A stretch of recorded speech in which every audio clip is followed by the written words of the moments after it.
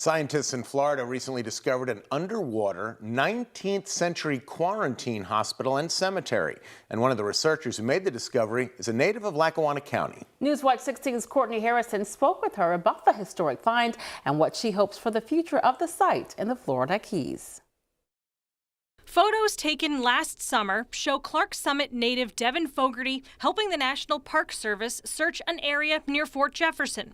It's located in the Florida Keys in Dry Tortugas National Park. The crew was trying to find a former quarantine hospital used by the fort in the 1860s.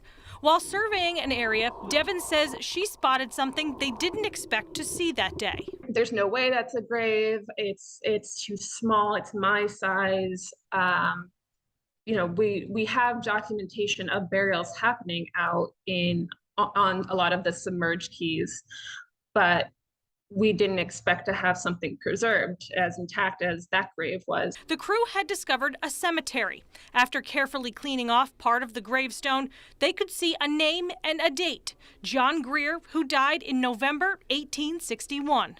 Because the November 5th, 1861 date falls right at the cusp of Fort Jefferson's early construction period and the Civil War mobilization period, we figured he was either a prisoner or he was a contractor for the Army Corps of Engineers because he did not have a title.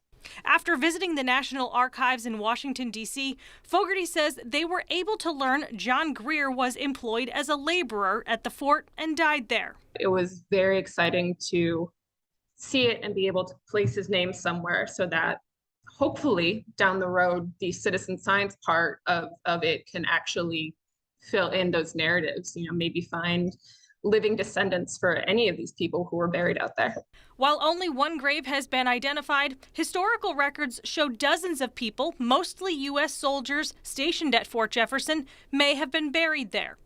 Fogarty hopes the discovery of the cemetery brings new interest to Dry Tortugas National Park in Florida for its historical significance. Courtney Harrison, Newswatch 16.